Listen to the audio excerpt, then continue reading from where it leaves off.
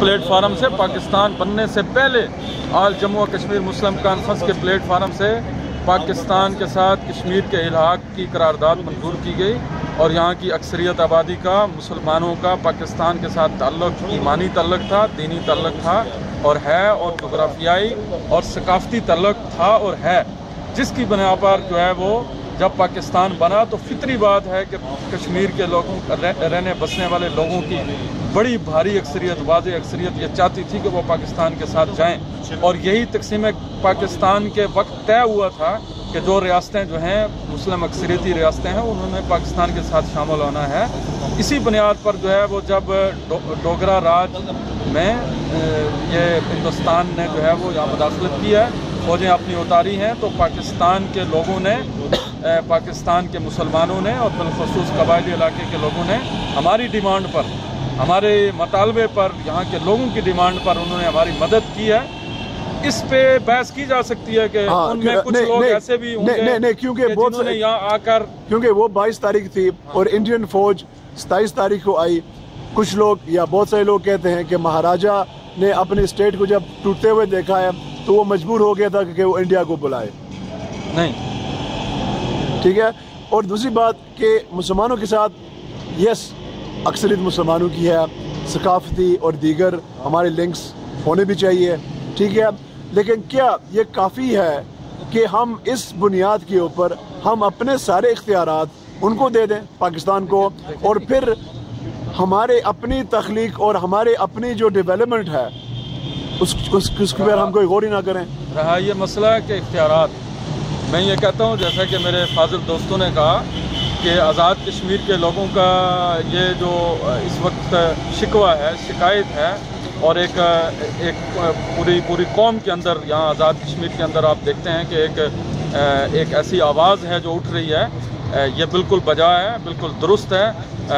جو ہمارا اس وقت آئین ہے جس کے تحت آزاد کشمیر کو چلایا جا رہا ہے، اس کو آئین بھی نہیں کہنا چاہیے، یہ کوئی آئین بھی نہیں ہے، یہ کوئی قانون بھی نہیں ہے، یہ گورنمنٹ پاکستان جو ہے اس نے جو ارینجمنٹس کیے ہوئے ہیں یہ ایسے ہیں کہ جن پر جو ہے وہ یہاں کے لوگوں کو تحفظات ہیں، اور آزاد کشمیر کو نہ تو صوبائی سٹیٹس حاصل ہے جس طرح کے پاکستان کے دیگر صوبوں کے لوگوں کو جو حقوق حاصل ہیں وہ بھی یہاں حاصل نہیں ہیں لوگوں کو، اور نہ ہی ایک آزاد ریاست کے حقوق یہاں کے لوگوں کو حاصل ہیں۔ اس پر تو کوئی بحث نہیں ہے، یہ اس پر پورے کشمیر کے لوگ متفق ہیں کہ کشمیر کی ایک اپنی آزاد کشمیر اسٹیٹ کی ایک اپنی پہچان ہونی چاہیے، اس کے جملہ جو حقوق اور اختیارات ہیں ان عوام کو، یہاں کی عوام کو ملنے چاہیے، اور یہی ضمانت ہے اس بات کی کہ ہم اپنے مسئلے کے حوالے سے پوری مسلم دنیا میں اور غیر مسلم دنیا میں جا کر اور پوری دنیا کے سامنے جا کر اپنا مسئلہ جو ہے وہ رکھ سکیں اور اس کے حل کے لیے جو ہے وہ اقدامات اٹھا سکیں۔ ٹھیک ہے، ایک آخری پوائنٹ جو میں پوچھنا چاہتا ہوں کہ اگر آپ مسلمان دنیا کو دیکھیں، پوری مسلمان دنیا کو، ٹھیک ہے، اگر آپ اس کو کمپیئر کریں باقی دنیا کے ساتھ، تو کیا سمجھتے ہیں کہ گورننس کے معاملات میں، جس میں روزگار، انصاف اور تحفظ، اگر ان تین چیزوں کو آپ پیمانہ بنائیں تو کیا مسلمان دنیا میں گورننس بہتر ہے یا غیر مسلم دنیا میں، بالخصوص جو مغربی دنیا ہے؟ نہیں، مغربی دنیا میں گورننس جو ہے وہ بہتر اس طور پہ ہے کہ انہوں نے جو لوگوں کو جو بنیادی حقوق دیے ہوئے ہیں اور لا اینڈ آرڈر جو ہے ان کو اس کو مینٹین رکھا ہے۔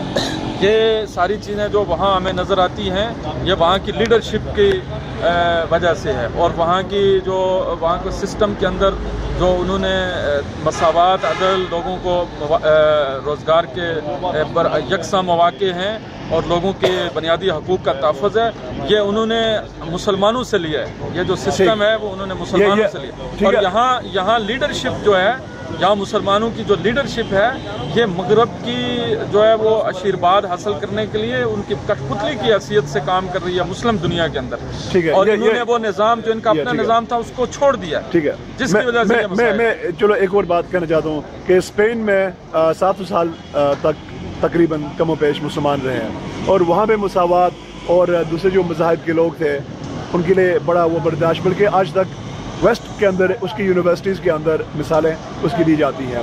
تو کیا آپ سمجھتے ہیں کہ مسلمان دنیا کے اندر اس وقت اتنی برداشت اور اتنی گنجائش غیر مسلموں کے لیے ہم نے رکھی ہوئی ہے کہ نہیں؟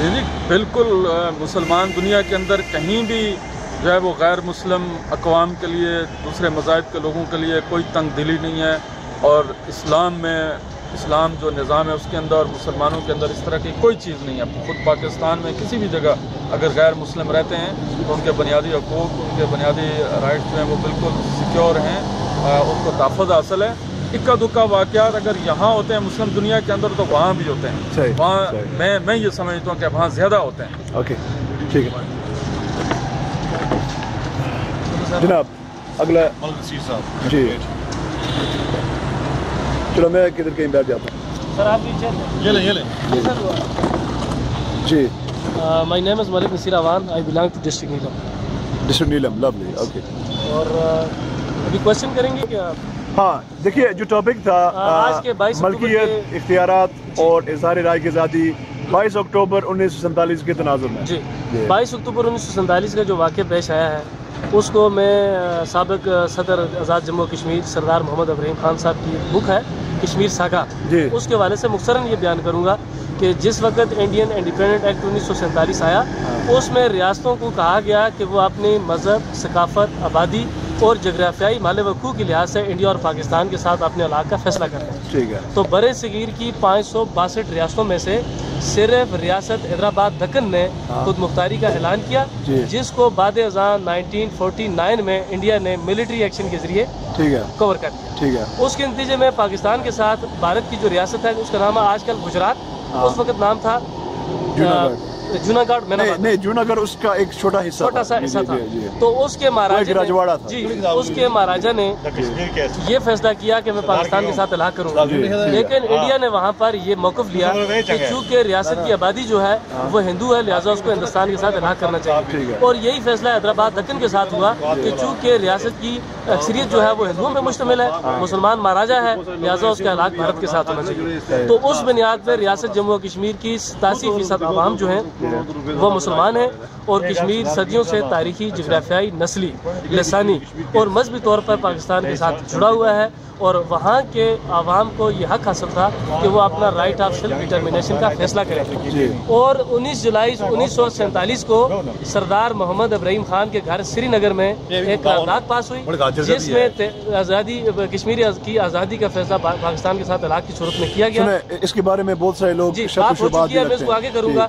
اور اس کی بنیاد پہ یہ ہوا کہ جب انڈیا نے یہاں پر اگریشن لیا ہے 1947 میں، وہ اگریشن کسی چیز کا ریئیکشن تھا؟ ریئیکشن نہیں تھا، اس کی وجہ یہ تھی کہ جو رام چند کاک جو تھا وزیر اعظم، وہ اندر سے انڈیا کے ساتھ ملا ہوا تھا۔ نہیں، وہ اگست میں ہی فارغ ہو گیا تھا، لیکن وہ ملا ہوا تھا۔ اس نے گاندھی اور نہرو صاحب کو جب وہ میں عرض کر رہا ہوں، جیسے کہ میں نے وہ جماعت اسلامی حضرت کو کہا تھا کہ رام چندر کاک کے بعد پریم چند مہاجن، اور پھر وہ بھی شاید کافی نہیں تھا، جنرل جنک سنگھ تھوڑا سا ڈیفرنٹ اینگل سے جو ہے نا وہ کرنے کی کوشش کر رہا ہوں۔ جب اس کو مستعفی کیا گیا اس کے بعد، لیکن وہ میں نے اس تناظر میں کہا کہ اگست اور اکتوبر 1947 کے اندر انڈیا نے بھی پولیٹیکل انٹریگز کی ہیں، جس کی میں نے مثالیں آپ کو دی ہیں، لیکن پاکستان نے بھی کی ہیں۔ میں یہاں ایک بات کرنا چاہ رہا ہوں، میں یہ بات کرنا چاہ رہا ہوں کہ اس وقت تک پاکستان سیپریٹلی اور امپارشل تھا، اس لیے کہ پاکستان نے اسٹل سٹینڈ ایگریمنٹ کر کے کشمیر کی طرف سے سافٹ کارنر شو کر دیا تھا، چونکہ قائد اعظم محمد علی جناح کا یہ فارمولہ تھا۔ آپ کو پتا ہے کہ اس ٹینسل کے اگریمنٹ کے وائلیشنز کتنے ہوئے اور کب سے؟ میں اسی طرف آ رہا ہوں، اگر آپ چھوٹا سا مجھے موقع دیں گے۔ اس میں پھر یہ ہوا کہ جس وقت پاکستان کا اسٹل سٹینڈ ایگریمنٹ ہوا اس کی بنیاد پہ نہرو اور گاندھی نے کشمیر کے اندر جو ہے وہ انٹرفیئرنس کی، اور اس کی بنیاد پہ مہاراجا کو انہوں نے ورگلانے کی کوشش کی۔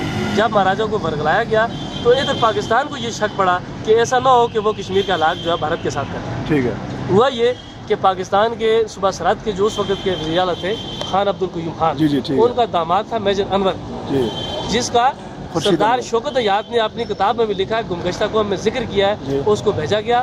اور سردار محمد ابراہیم خان جو سدوزئی قبائل سے تعلق رکھتے تھے، انہوں نے جا کر ٹرائبلز کو واسطے دیے خدا کے نام پہ کہ میں سدن ہوں، میں پٹھان ہوں، میں قبائلی ہوں، ہمارے ساتھ ظلم ہو رہا ہے لہٰذا تم قبائلی جو ہے وہ کشمیر پہ آؤ، حملہ کرو۔ اور مری کے مقام پر وہ میٹنگز کرتے رہے، ان کی کتاب میں موجود ہے کشمیر ساگا میں۔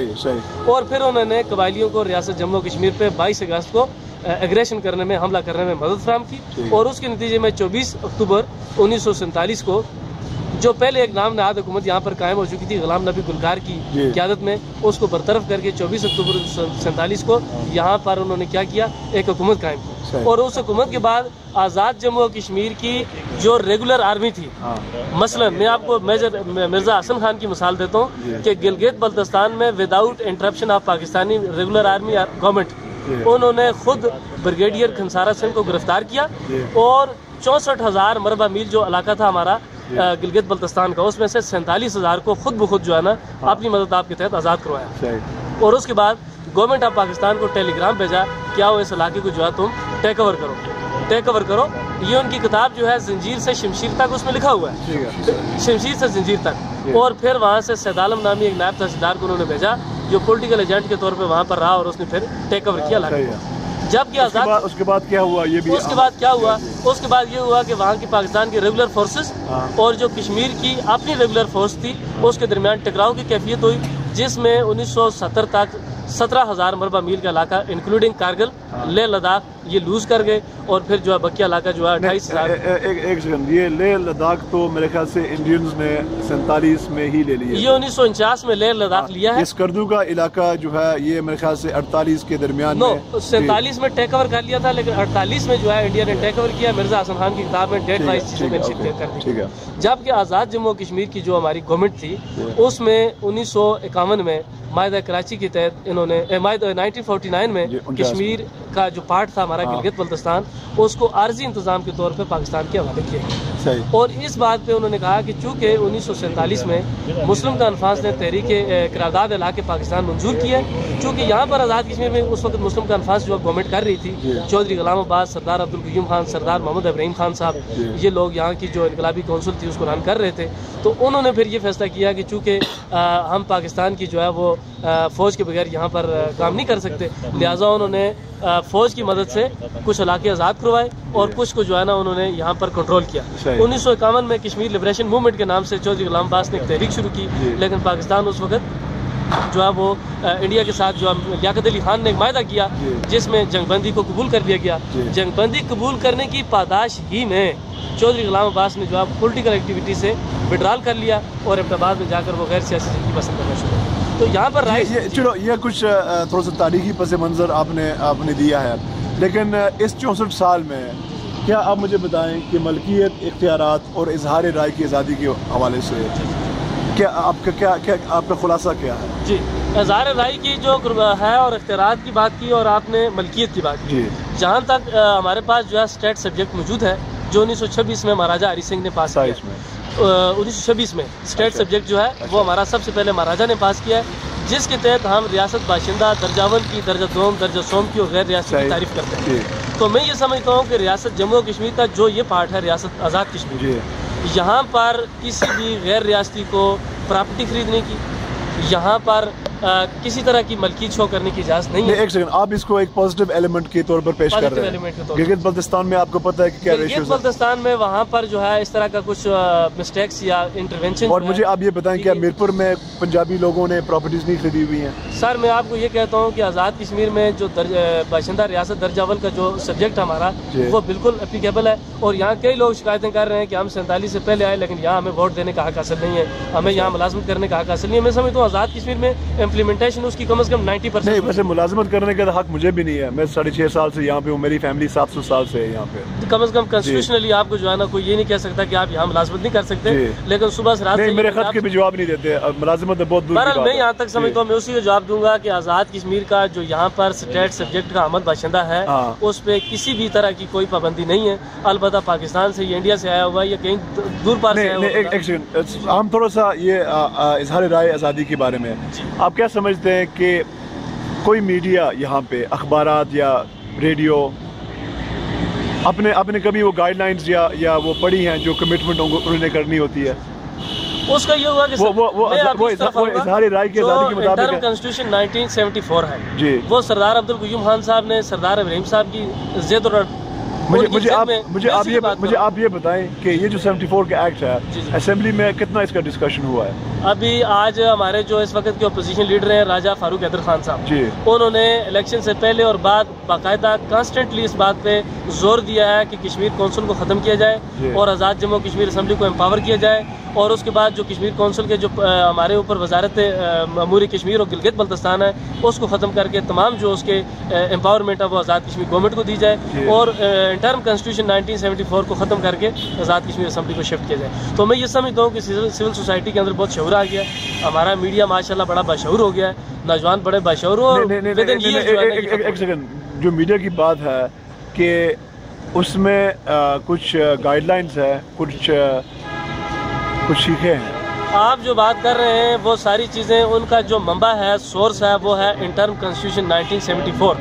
جب وہ ختم ہو جائے گا تو وہ تمام لائبلٹیز, وہ تمام جو ہمارے اوپر سینکشنز لگی ہوئی ہیں پاکستان کی طرف سے, خواہ وہ میڈیا پہ ہوں, اظہار رائے کی صورت میں ہوں, ملکیت کی صورت میں ہوں, یا ہمارے انٹرنیشنل ڈیٹرمنٹ رائٹس کی صورت میں ہوں. جو 70 کا ایکٹ تھا آپ اس سے مطمئن ہیں؟ میں مطمئن نہیں ہوں. میں کہتا ہوں کہ 1974 کا جو ایکٹ ہے 74 کا, اس کو ختم ہونا چاہیے. اس کی جگہ آزاد کشمیر کی اسمبلی کو جو ہے باختیار ہونا چاہیے. میں عرض کر رہا ہوں کہ جو 1970 کا ایکٹ تھا, 70 کا نہیں ہے, 74 کا آزاد کشمیر میں 74 ختم کر کے 74 کا لایا. میں آپ سے عرض کر رہا ہوں کہ جو 70 کا تھا کیا وہ بہتر تھا؟ اور میں یہ سمجھتا ہوں کہ نیا کنسٹیٹیوشن آنا چاہیے, نئے حالات کے مطابق آنا چاہیے, اور نئے جو ہمارے گراؤنڈ ریالٹیز ہیں ان کے مطابق آنا چاہیے. اور ہمارے میں ایک آخری بات پوچھنا چاہتا ہوں, تھوڑی سی ہے یہ سینسٹیو ہے, ٹھیک ہے؟ مجھے آپ یہ بتائیں کہ پاکستان کا یہاں پہ آزاد کشمیر میں جو موجودگی ہے اس کی ویلیڈیٹی کس بیسس کے اوپر ہے؟ ویلیڈیٹی تو یہ ہے کہ جو ریزولوشن ہے ہماری 1949 کی, جس میں اقوام متحدہ نے اس علاقے کے انتظام کے طور پر پاکستان کو اختیار دیا ہے. ایک سیکنڈ, اقوام متحدہ میں ہمارا کوئی آدمی گیا ہے کیا ہے؟ سردار ابراہیم خان صاحب جا کر اقوام متحدہ میں تقریریں کرتے رہے. ایک سیکنڈ, سردار ابراہیم نے بحیثیت ایک کشمیری کیا ہے یا بحیثیت ایک پاکستانی؟ بحیثیت president of Azad Jammu and Kashmir. انہوں نے باتیں کس کے موقف سے کی ہیں؟ اور آزاد کشمیر کے نمائندے کی حیثیت سے کرتے رہے 1951 تک. ان کی جگہ پہ تاثیر صاحب نہیں تھے؟ تاثیر صاحب؟ جی, تاثیر صاحب کوئی نہیں تھے. محمد دین تاثیر؟ نو پریزیڈنٹ. یہ وہاں انگلینڈ کی اور ویسٹرن اخباروں میں بھی یہ شوشہ اس زمانے کا نکلا تھا. میں نے ان کی بک سے لیا ہے کہ وہ نمائندگی کرنے کے لیے گئے اور یو این او میں جا کر انہوں نے کشمیر. کیا شیخ عبداللہ نے کشمیریوں کی نمائندگی یو این میں یا انڈیا کی؟ شیخ عبداللہ صاحب نے بھی کی, لیکن انہوں نے کشمیریوں کی نمائندگی نہیں کی بلکہ انڈیا کی نمائندگی کی ہے. اوکے, تو وہاں پہ آپ کہہ رہے ہیں کہ انہوں نے انڈیا کی اور یہاں پہ آپ کہہ رہے ہیں کہ سردار ابراہیم صاحب نے بالکل. آپ کی بات بالکل درست ہے. سردار محمد ابراہیم خان صاحب, بالکل زبردست بات کی آپ نے. سردار محمد ابراہیم خان صاحب نے پاکستان کی نمائندگی, اور دوسری بات یہ ہے کہ سردار ابراہیم کمپلیٹ کر لوں نا اس کا, سردار ابراہیم صاحب نے نمائندگی اس لیے نہیں کی کہ پاکستان نے یہ بات مانی ہوئی ہے کہ کشمیریوں کو حق خود ارادیت کا موقع دیا جائے کہ آیا وہ پاکستان کے ساتھ رہنا چاہتے ہیں یا انڈیا کے ساتھ رہنا چاہتے ہیں. اور اگر ان دونوں کے نہیں سنیں ایک سیکنڈ نا, مطلب دیکھیں نا آپ بات کو ایک ایگزامپل دیتا ہوں. ایک سیکنڈ ہے نا, یہ جو نیریٹو ہے کہ یا انڈیا کے ساتھ یا پاکستان کے ساتھ, تو جو اوریجنل نیریٹو ہے وہ کہاں گم ہو گیا؟ اوریجنل یہ ہے کہ انڈیا ہمیشہ جو ہے وہ ہڈن بدنیتی پر. میں آپ کو بتاتا ہوں نا کہ انڈیا کے کنسٹیٹیوشن میں ریاست جموں و کشمیر اس کے پارٹ کا ایسا ہے, جبکہ according to the constitution of Pakistan Kashmir is not integral اور any part of territory of Pakistan. یہاں اسکول کے باہر لکھا ہوتا ہے کشمیر بنے گا پاکستان. یہ ہمارے سردار قیوم صاحب کا دیا ہوا ایک سیاسی نعرہ ہے, اور یہ ضروری نہیں ہے کہ وہ اس کی کنسٹیٹیوشن میں لکھا ہوا ہے. 1988-86 میں سپریم کورٹ آف پاکستان کا فیصلہ موجود ہے. آپ نے جو پی سی ایس کا ایگزام ہے اس کے آپ نے وہ آپ نے دیکھے ہوئے ہیں جو سر, میں آپ کو سپریم کورٹ آف پاکستان کا فیصلہ بتاتا ہوں. یا بختیار اٹارنی جنرل ہیں, امان اللہ خان نے ریٹ کیا ہے, اور دوسرا بندہ ریٹ پٹیشنر تھا, اس نے کہا کہ ہمیں سینٹ میں نمائندگی دی جائے اور سپریم کورٹ کا دائرہ کار گلگت بلتستان تک بڑھایا جائے. تو سپریم کورٹ آف پاکستان نے کہا کہ Kashmir is not integral part of Pakistan.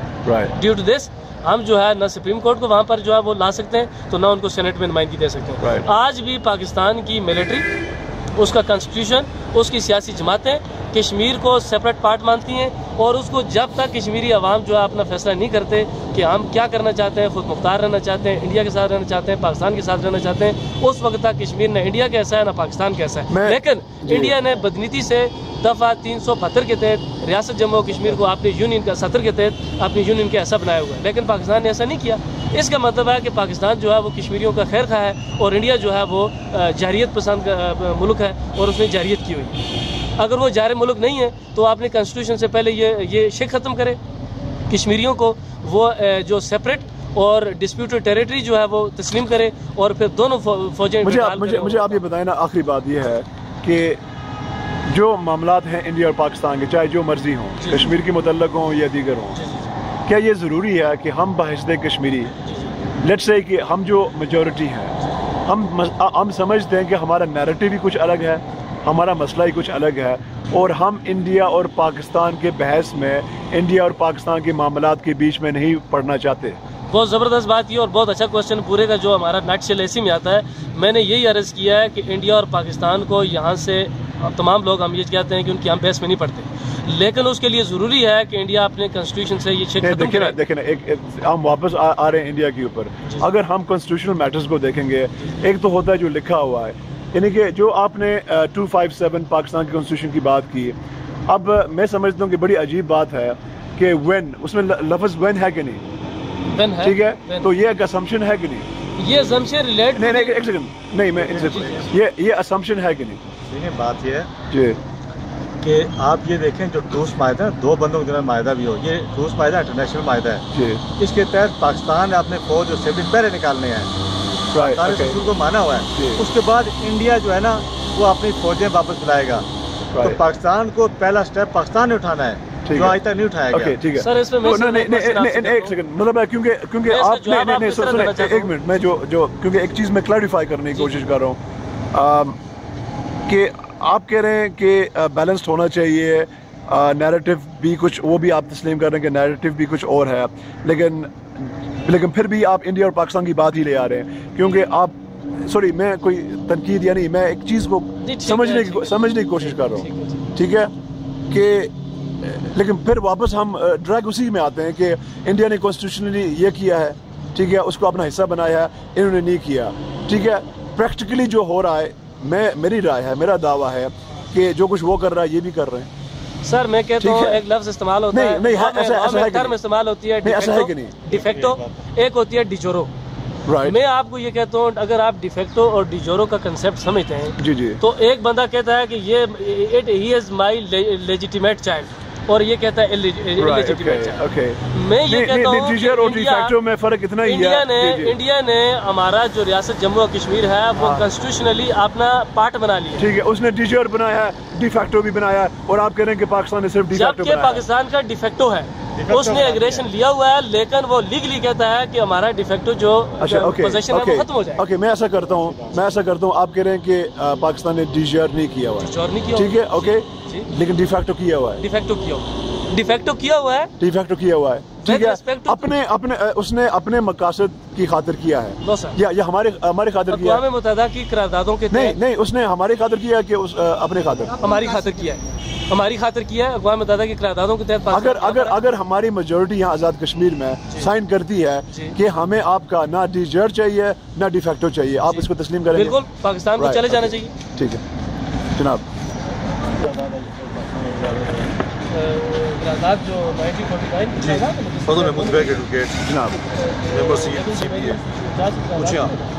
جناب علی، میں 22 اکتوبر 1947 کی تناظر میں 64 سال سے یہ جو کانسیپٹس ہیں، اختیارات، ملکیت اختیارات اور اظہار رائے کی آزادی، اور 22 اکتوبر کا جو آپ نے اس پہ لکھا ہوا ہے اپنے بینر کے اوپر، میں اس میں یہ سمجھتا ہوں کہ جو ہماری ریاست جموں کشمیر کی جو غلامی کی جو اصل وجہ ہے وہ یہ قبائلی لشکر کی جو آمد ہوئی ہے ریاست کے اندر، وہ اس کی ایک مین وجہ ہے.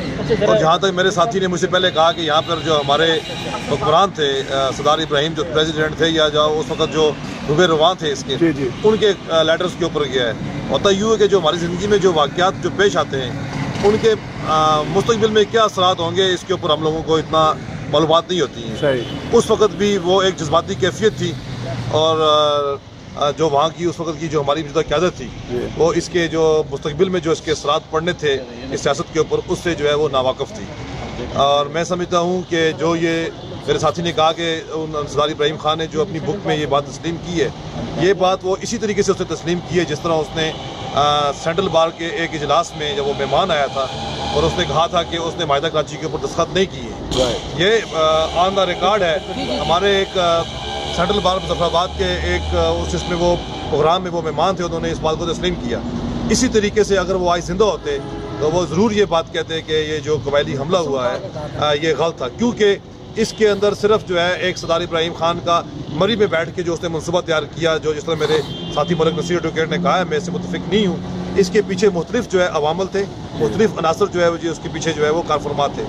اس کے اندر جو موجودہ پاکستان ہے، اس کے اندر جو حکومت کے اندر جو حکومتیں موجود ہیں، اعلیٰ ادارہ جس کے پاس کچھ اختیارات ہیں، وہ ایک اپنی الگ حکومت بنائے ہوئے بیٹھا ہوا ہے. جس طرح فوج پارلیمنٹ کے جو ہے اس کے اندر نہیں آتی، اسی طریقے سے جو اس کی خفیہ ایجنسیز ہیں جو براہ راست فوج کے ذریعے کنٹرول ہے، لیکن وہ فوج کا جو کنٹرول ہے، جی ایچ کا جو کنٹرول ہے، وہ اس کو تسلیم نہیں کرتی ہے، جو حقیقت جو ہمیں نظر آ رہی ہے.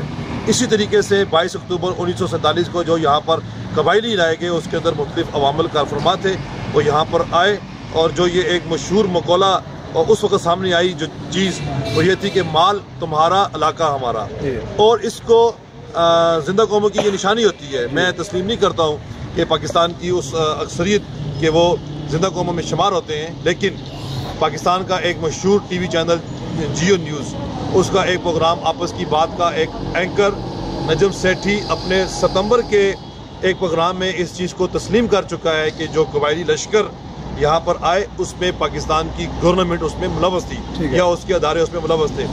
اسی طریقے سے جنگ اخبار کا ایک مشہور پاکستانی کالم نگار نذیر ناجی اپنے کالم میں ستمبر کے ہی مہینے میں اس نے ایک کالم لکھا، جس میں اس نے دیگر جنگوں کے ساتھ نجم سیٹھی نے بھی اپنے پروگرام میں تسلیم کیا، جس میں 1947 کے اندر قبائلی یہاں پر آئے، 65 کی جنگ، 71 کی جنگ، 48 میں جو ان کے آپس میں لڑائیاں ہوئی، اور جو کارگل وار ہوئی، یہ ساری کی ساری جو ہے وہ پاکستان کی غلطیاں تھیں، پاکستان کی گورنمنٹس کی اور اس کے اداروں کی، اور ان کو ان کا خمیازہ بھگتنا پڑا. یہاں پر ہوتا یہ کہ ہماری کچھ ہر انسان کی اور ملکوں کی قوموں کی خواہشات ہوتی ہیں. میری خواہش ہے کہ یہاں سے فی الفور پاکستان کی گورنمنٹ اور یہاں پہ جو ان کے جنگجو گروپس موجود ہیں وہ یہاں سے نکل جائیں، لیکن وہ جب نکلیں گے تو وہ ان کے جو قانونی انٹرنیشنلی جو لاز ہیں اس کے تحت یہاں سے نکلیں گے، ان کی قرارداد کے مطابق. لیکن میری یہ خواہش ہے یہاں سے نکلیں.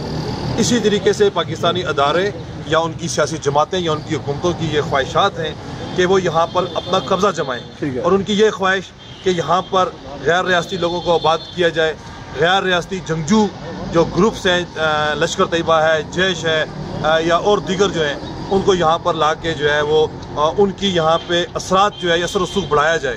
یہ ان کی خواہش ہے، لیکن یہ غیر قانونی اور انٹرنیشنل لاز کے مخالف ہے. میں اپنی بات کمپلیٹ کر لوں. جس طرح میری یہ خواہش ہے کہ فی الفور یہاں سے جو غیر ملکی قابض فوج نکل جائیں، میری یہ خواہش ہے، اور ان کی یہ خواہش ہے. ان دونوں خواہشوں کو جو ہے انٹرنیشنل لاز کے تناظر میں دیکھا جائے، یا جو قوانین ہیں اس کے تناظر میں دیکھا جائے. آپ نے جو ملکیت، اختیارات اور ازالِ رائے کی جو بات کی ہے، میں سمجھتا ہوں کہ جو ایکٹ 74 ہے وہ غلامی کی بدترین جو ہے وہ دستاویز ہے، اور جو یہ نام نہاد آزاد کشمیر ہے، یہ ایک خطہ بے آئین ہے. اس کو ایک آئین کی ضرورت ہے. یہاں پہ ایک ایسا آئین کہ جو سب سے پہلے یہاں کی جو پارلیمنٹ ہے یا جو اس کی قانون ساز اسمبلی ہے، اس کی آزاد حیثیت کو تسلیم کرے. اس کے ساتھ ساتھ آزاد کشمیر کے اندر رہنے والے جو لوگ ہیں، جو اس کی عوام ہے، اس کے تشخص کو تسلیم کرے، اور ان کا اس زمین کے اوپر جو اختیارات ہیں وہ اس جو نیا آئین بنے وہ ان اختیارات کو تسلیم کرے. اور یہاں پر جو پاکستان صرف جو کہا جاتا ہے کہ گڈ گورننس کے لیے، جس طرح میری آپ سے بات بھی ہوئی تھی اور مختلف لوگوں سے، وہ صرف یہاں پہ تحفظ کے لیے اور جو UN کی قراردادیں ہیں ان پہ عمل درآمد کروانے کے لیے پاکستان کی جو فوجیں ہیں، ہندوستان کی جو فوجیں ہیں، وہ یہاں پر موجود ہیں. اور جو ان قراردادوں کو جو میں نے پڑھا ہے بحیثیت ہسٹری کے ایک طالب علم ہونے کے ناطے، کہ وہ ان قراردادوں کے مطابق پاکستان کے جو شہری غیر قانونی طور پر یہاں پر آ کر آباد ہوئے ہیں، اور پاکستان کے جنگجو جو گروپس ہیں ان کو یہاں سے فی الفور نکالا جائے. اور یہ رائے شماری جو انڈیا اور پاکستان کے لیے ہونے جا رہی ہے، اس کے اندر جو عمل درآمد ہوگا وہ ابھی ہوتا ہے یا کچھ عرصے کے بعد ہوتا ہے، لیکن اس سے پہلے پاکستان نے یہ بات تسلیم کر لی ہوئی ہے کہ وہ ایک ان کے جو شہری یہاں پر غیر قانونی طور پر اور ان کے جو گروپس جنگجو گروپ یہاں پر آئے ہیں وہ ان کو یہاں سے نکالے گا. اور ہم سمجھتے ہیں کہ تقریباً 60 سال کا عرصہ گزرنے کے باوجود پاکستان نے UN کے ساتھ جو اقوام عالم کے ساتھ جو وعدے کیے ہیں وہ ان کے اوپر پورا نہیں اترا ہے. اس کو فی الفور جو ہے ان وعدوں کے اوپر پورا اترنا چاہیے. اور میرے ساتھی اور سینئرز جناب میر لطیف صاحب نے جو بات کی کہ یہاں پر جو کشمیر کونسل کے ناجائز اختیارات ہیں ان کو فی الفور جو ہے ختم ہونا چاہیے، اور جو اظہار رائے کی جو آزادی ہے اس کے اوپر جو ہے اقوام عالم جو ہے وہ اپنا اس کو رول ادا کرنا چاہیے. اور یہاں پر جو پاکستانی جنگجو گروپس ہیں انہوں نے یہاں پر جو نئی ٹیکٹس نئی حرکات شروع کی ہیں کہ یہاں پر ریسکیو سینٹر کام کرنا یا فلائی کام کرنا، تو اس کے لیے جو فلائی جو کام ہے یا جو خیراتی کام ہے اس کے لیے یہاں پر ایک جیسی بھی کٹ پتلی لنگڑی لولی حکومت موجود ہے، یہ کام اس کو کرنے چاہیے. اور جو یہ جہادی گروپ یہاں پر اپنا اثر و رسوخ بڑھانا چاہتے ہیں اس کو ختم ہونا چاہیے، اور ان کو پرامن طریقے سے جو ہے وہ ریاست سے اپنا جو ہے وہ انخلا یقینی بنانا چاہیے. میں آخری بات کہ دیکھیے جہاں تک اندازہ ہے ہمیں کہ 64 سال میں جو پلیبسائڈ کی باتیں ہوئی تھی وہ تو انڈیا یا پاکستان وہ چیز تو ہوئی نہیں ہے، ٹھیک ہے، چاہے جو بھی اس کی وجہ ہے. دوسرا یہ ہے کہ یہ بھی سامنے آتا ہے کہ انڈیا اور پاکستان لڑ کر تو ایک دوسرے سے حصہ نہیں لیں گے، صحیح ہے، ٹھیک ہے. تو باقی یہ رہا کہ جب لڑائی سے ایک چیز نہیں ہوگی، اور جب کہ جناب علی ٹھیک ہے اگر انڈیا نے ڈیجور بھی کیا ہے اوکے، لیکن اس کا پروسیجر میلیفائڈ تھا، اوکے تھا کہ نہیں، اوکے. تو بات یہ ہے کہ جب ادھر کا جو سسٹم ہے وہ بھی میلیفائڈ ہے، اور میلیفائڈ ہونے کے ساتھ ساتھ یقیناً عبوری ہے، اس طرف بھی دعویٰ یہ ہے کہ میلیفائڈ ہے اور عبوری ہے. نہیں ویسے اگر ایک لحاظ سے دیکھا جائے تو وہ انڈیا کی وقف کی طرف سے تو دائمی ہے. آپ کو ایک نئی بات بتاؤں، جی انڈیا کے کانسٹیٹیوشن کے تحت جو آزاد کشمیر اور گلگت بلتستان ہے جی یہ جو ہے نا کانسٹیٹیوشن کا حصہ، کانسٹیٹیوشن کا جو ہے نا یہ حصہ جو ہے نا وہ شامل نہیں ہے. وہ جو ریاست جموں کشمیر کا جو آئین ہے نا اس کے تحت جو ہے نا یہ حصہ جو ہے نا ریاست جموں کشمیر کا ہے. اس پہ لکھا ہوا ہے کہ 15 اگست 1947 کو جو علاقے بھارت کے زیر قبضہ تھے ان کو شامل کیا ہوا ہے. تو 15 اگست 1947 کو جو ہے نا یہ علاقے جو ہے نا یہاں پہ تو جو 4 اکتوبر کو یہ دیکھیں نا آپ جب کانسٹیٹیوشن وہاں امپلیمنٹ ہوتا ہے 49 میں وہاں وہ علاقے جو ہے نا شامل کیے ہوئے ہیں. تو یہ تو 24 اکتوبر سے پہلے جو علاقے جو ہے نا یہ تو آزاد ہو گئے تھے، تو یہ علاقے شامل نہیں ہے. یہ نئی بات ہے، اس سے غور کریں. سر میں اس کی نہیں ایک سیکنڈ دیکھیں نا، یہ آپ ایک بات سے دوسری اور باتیں آ رہی ہیں کیونکہ 4 اکتوبر کے بارے میں بھی بہت سارے خدشات ہیں، ٹھیک ہے، کیونکہ اس سے جو ریاست کے جو کیا کنسنسس بنا تھا ریاست میں کہ بھائی ہم کوئی الگ مہاراجہ سے الگ بنائیں، ٹھیک ہے. یہ بھی میں سمجھتا ہوں یہ وہی انڈیا اور پاکستان کی انٹریگز کا حصہ تھا، ٹھیک ہے. میرا یہ دعویٰ ہے اس کے اوپر ہم اپنی گفتگو میں میری گفتگو کلوز نہیں ہوئی تھی. جی جس طرح میرے ساتھی نے یہ کہا نا یہاں پہ کہ سردار ابراہیم خان نے کشمیریوں کی نمائندگی کی تھی. اگر ہم جو ہے صرف 47 کے بعد اے جے کے کی جو نام نہاد اے جے کے اس کی اگر ہسٹری اٹھائیں تو سردار ابراہیم، چودھری غلام عباس اور یہ کیچ خورشید، انہوں نے 3 جو یہ بڑے نام تھے یہاں پر، انہوں نے پاکستان کی جو ہے گورنمنٹ سے جو معاہدات کیے وغیرہ وغیرہ جو بھی کیا. لیکن جب ان کے اور گورنمنٹ پاکستان کے آپس کے جو اختلافات ہیں وہ آپس میں ان کے مفادات جو آپس میں ٹکرائے تو تب حکومت پاکستان نے کسی بھی جو مختلف ادوار کو جو بھی حکومت تھی انہوں نے ابراہیم خان کو بھی جو ہے وہ پابندی حاصل کیا، کیچ خورشید کو بھی کیا، سردار قیوم کو بھی کیا، اور چودھری غلام عباس کو بھی جو ہے انہوں نے اس پہ کیا. تو یہ چیز سامنے آتی ہے کہ جو یہ حکومتیں ہوتی ہیں یہ جبر کا جو ہے وہ دوسرا نام ہوتی ہیں، ہندوستان ہو یا پاکستان ہو. انہوں نے شیخ عبداللہ کی صورت میں وہاں پر اس کو بھی جو ہے وہ جب اپنے مفادات تھے تب اس کو جو ہے وہ انہوں نے آن کیا، جب ان کے اور شیخ عبداللہ کے یا ریاستی عوام کے جو ہے وہ ٹکرائے آپس میں تو تب جو ہے ہندوستان اور پاکستان دونوں نے اپنے مفادات کے لیے جو ہے کشمیری جو اسپوکس مین تھے ان کو دبانے کی کوشش کی. اور میں سمجھتا ہوں کہ ان تمام لیڈرز میں چاہے کیچ خورشید ہو، سردار قیوم ہو اور سردار ابراہیم خان ہو، چودھری غلام عباس ہو، ان میں سے بہتر طور کا کسی حد تک بہتر جو لیڈر تھا وہ شیخ عبداللہ تھا.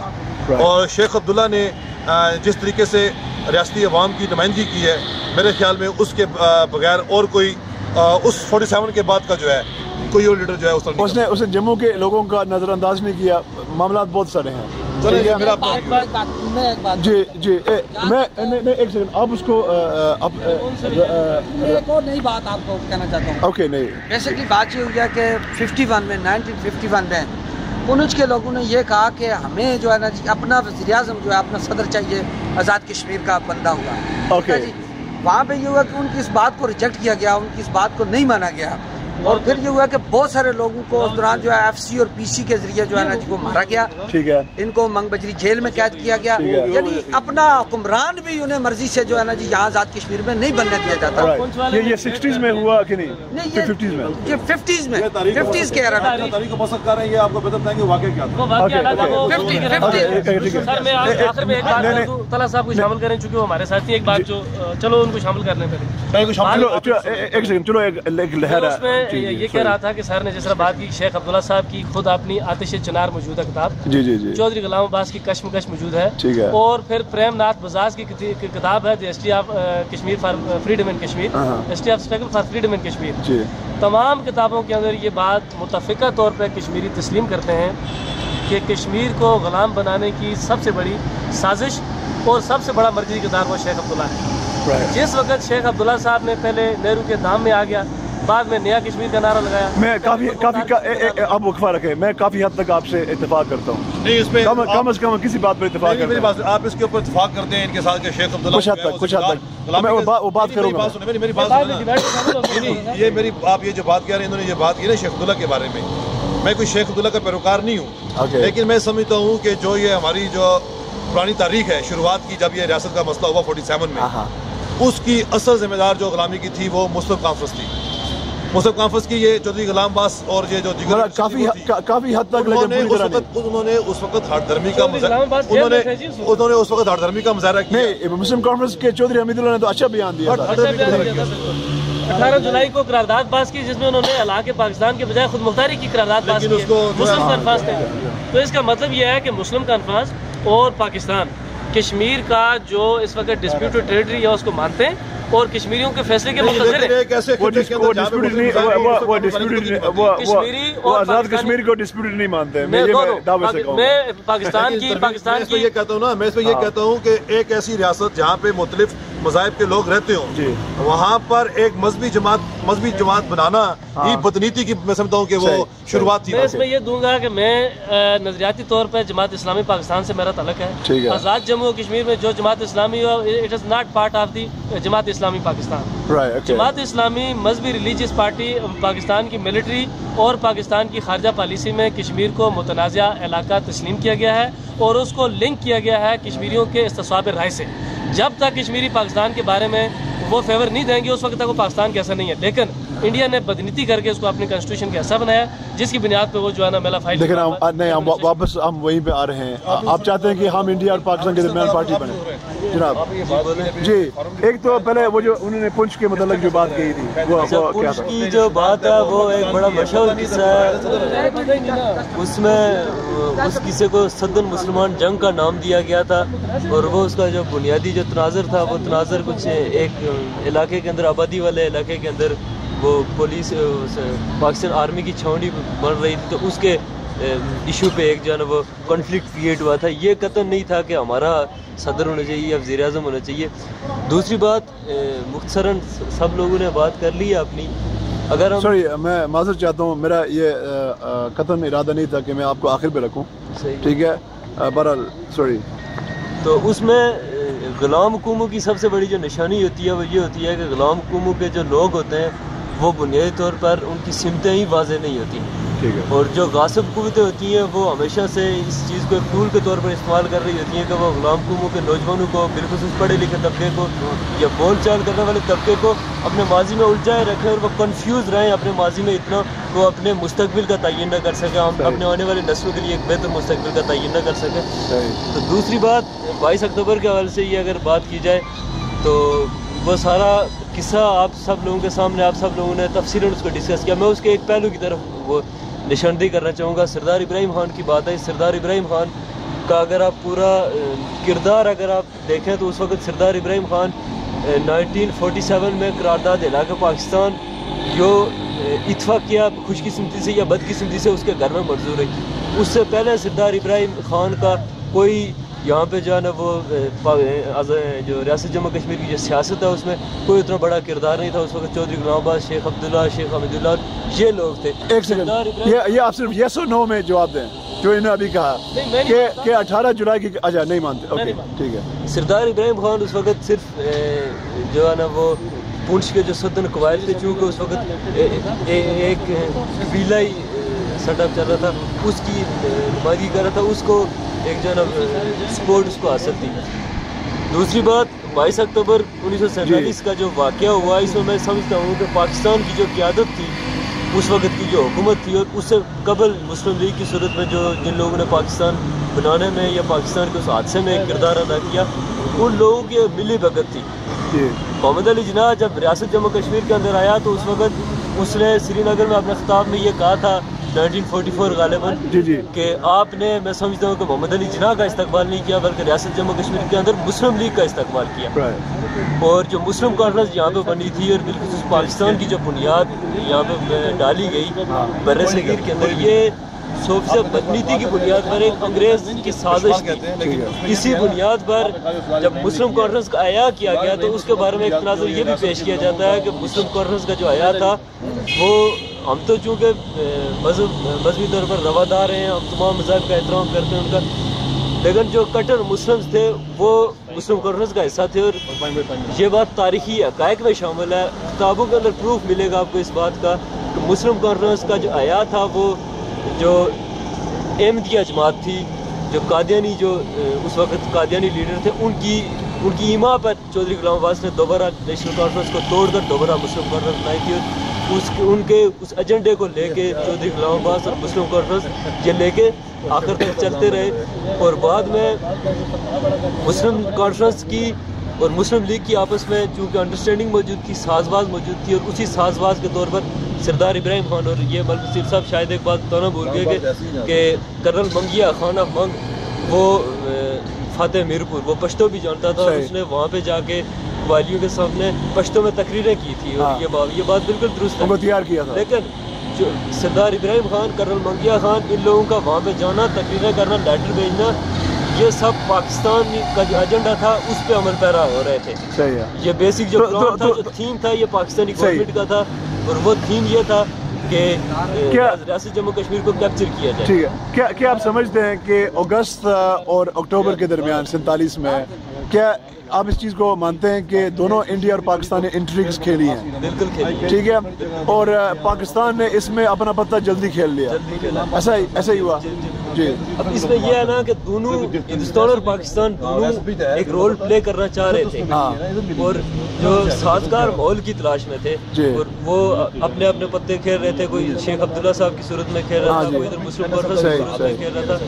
کھیلتے کھیلتے آخر میں جب یہ دیکھا گیا کہ جو پونچھ کے صدن قبائل نے مسلح بغاوت کر لی، تو انہوں نے مذہب کی بنیاد پر، چونکہ پہلے سے ہی ایک بدنیتی کی بنیاد پر سسٹم چل رہا تھا، پاکستان بنایا گیا، اسی مذہب کو بنیاد بنا کر پھر انہوں نے دوبارہ، چونکہ یہاں کے جو دیگر قبائل تھے وہ اس طرح سے اس مسلح بغاوت کے اندر شامل نہیں تھے، پھر اس میں ایک جو سبز علی خان ملی خان کی قربانی کا واقعہ تھا اس کو بھی بنیاد بنایا گیا، جو 1832 کا واقعہ، 1832. اس سب پورے کو اس کو ایک جواز بنا کے پوری ایک کنسپیریسی کریٹ کی گئی اور ایک تھیوری بنا کے جو ہے نا وہ سامنے. مجھے آپ یہ بتائیں کہ آپ اس علاقے کے ہیں، سوری، سبز خان اور ملی خان وہ کیا تھے؟ مجھے آپ بتائیں. سبز علی خان اور ملی خان مجاہد تھے؟ کوئی کچھ بھی نہیں تھے. سبز علی خان اور ملی خان لے مین تھے، اور انہوں نے ایک مہم میں انہوں نے انکار کیا تھا، اور وہاں پر سردار بہادر علی خان کی مہم بات کی ہے. سردار سبز علی خان ملی خان پہلے کے لوگ ہیں، یہ آپ تھوڑا سا کلیئر کریں. اور نہ دے رہے تھے نا ٹیکس، نہ دینے کی تحریک سے سردار بہادر علی خان کو وہ بات ہے جب نواب جسی خان کی صورت میں سدوزئی قبائل پونچھ کے اندر آئے، پہلے انہوں نے یہاں کے جو مطلب ستی وغیرہ تھے، دوسرے تیسرے لوگ تھے، ان کو مار کے بھگایا. تھوڑے سے جب اسٹیبلش ہوئے تو انہوں نے دیکھا کہ یہاں پہ مہاراجا کا جو رول ہے وہ سخت ہے، اور مہاراجا ان کو تنگ کر رہا ہے. تو اس بنیاد پر تقریباً کوئی 150 لوگ تھے جنہوں نے بغاوت کی تھی. اس کو جو پھر گلاب سنگھ تھا، گلاب سنگھ کے بیٹے ادھم سنگھ نے کچلنے کی کوشش کی، لیکن ادھم سنگھ کو شکست دی گئی. بعد میں پھر گلاب سنگھ پشاور کے محاذ پر جو ہے نا وہ کوئی جنگ لڑ رہا تھا، تو وہ پھر وہاں سے 20,000 کا لشکر لے کے پھر پونچھ میں آیا. اس نے پھر ان لوگوں کو قتل کیا اور ایک عبرت کا نشانہ بنایا. اور اسی بنیاد پر مہاراجا گلاب سنگھ کو جو ہے نا وہ اس وقت پنجاب کی جو سکھوں کی حکومت تھی اس میں وزیر جنگ کا بھی جو ہے نا خطاب دیا گیا. بیسیکلی یہ جو سبز خان ملی خان اور گلاب سنگھ کا جو مسئلہ تھا، یہ تو بیسیکلی ٹیریٹوریل مسئلہ تھا یا انا کا مسئلہ تھا. کچھ یہ اس کو ٹیریٹوری کا بھی، لیکن یہ انہوں نے مہاراجا مطلب جو پنجاب حکومت تھی، سکھوں کی حکومت تھی، اس کے جو رولز تھے یا اس کی جو ریٹ تھی اس کو چیلنج کیا تھا. سر اس میں ایک چیز میں اضافہ کر دوں. جی ضرور. کشمیر کا میں آپ کو واپس آؤں گا. کشمیر کا ایک وفد جو ہے وہ وہاں پر رنجیت سنگھ کے دربار میں گیا اور انہوں نے گزارش کی کہ جناب آپ ہمارے ملک پہ جو ہے نا وہ ٹیک اوور کریں. اس کے نتیجے میں رنجیت سنگھ نے گلاب سنگھ کو بلا کے بھیجا. 1832 سے 36 تک کے واقعات پیش آئے اور اس میں پونچھ میں جو اس وقت لیڈنگ تھا، رول کر رہا تھا، وہ تھا شمس خان بلدیال افسیڑا. ٹھیک ہے.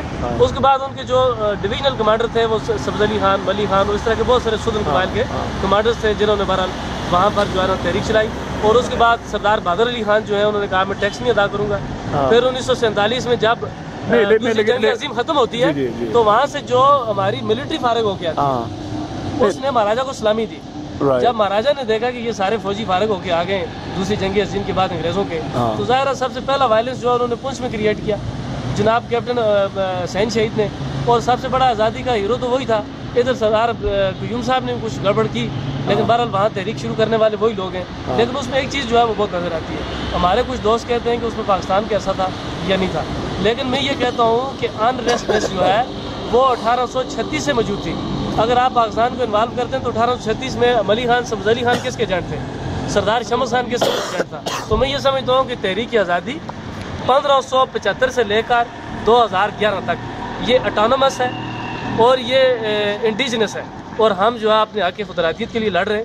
اس میں کوئی جو ہے جنٹوکریسی والا کردار نہیں ہے. ماسوائی شیخ عبداللہ کے دوسرے لوگ اس چیز کو مانتے ہیں کہ کشمیریوں کو موقع لیکن کیا یعنی کہ بیلنس ہونا ضروری ہے کہ نہیں؟ بیلنس اس لیے نہیں ہو رہا کہ شیخ عبداللہ صاحب نے صرف انڈیا کے ایجنٹ کا کردار ادا کیا ہے، جبکہ سردار ابراہیم نے یہ کہا کہ کشمیر سے انڈیا اور پاکستان فوجیں باہر نکالیں، ہمیں موقع دیا جائے کہ ہم کیا کرنا چاہتے ہیں. اس کے بعد یہ دونوں کے اسٹیٹمنٹ میں فرق ہے.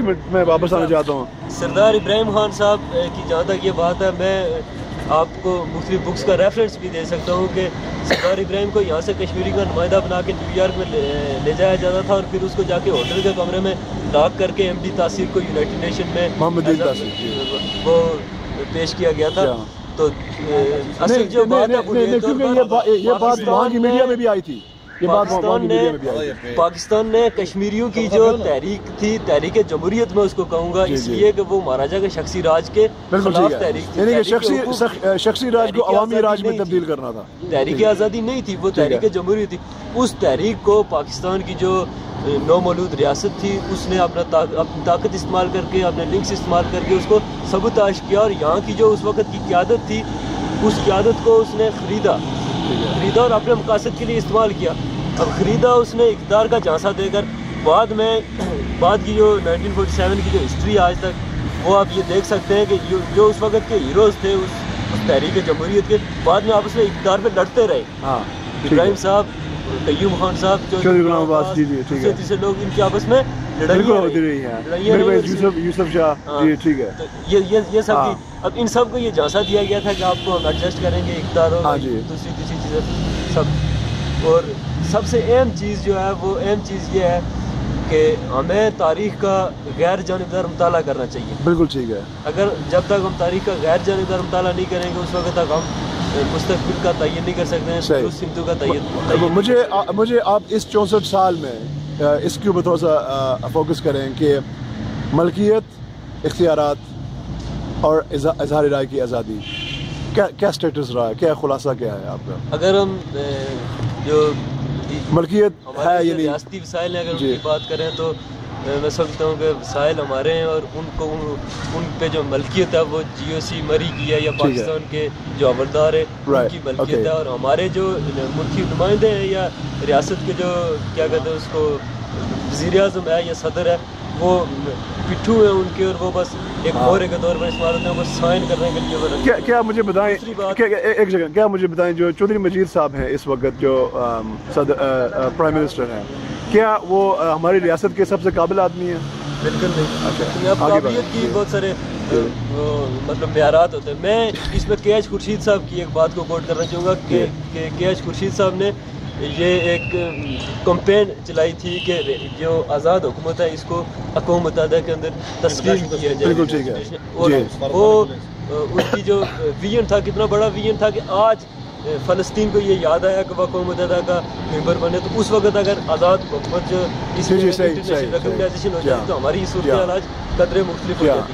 نہیں بلکہ اختیارات اور ملکیت کی بات آپ کو سمجھ آ گئی کہ اختیارات ملکیت ہماری ہے، وسائل کشمیریوں کے ہیں اور ان کو استعمال کرنے کا اختیار پاکستان کا. جس طرح نصیر صاحب نے میں جو کہ ایڈوکیٹ تو نہیں ہوں، انہوں نے بڑی قانونی دفعات کے تحت یہ بتایا تھا کہ یہ آزاد کشمیر اس کا انٹیگرل پارٹ نہیں ہے، لیکن آزاد کشمیر کے اندر رہنے والے جو لوگ ہیں ان کے لیے قانون سازی وہ شخص کرتا ہے جو اس کا حصہ ہی نہیں ہے یا جس پہ اس قانون کا اطلاق ہی نہیں ہوتا.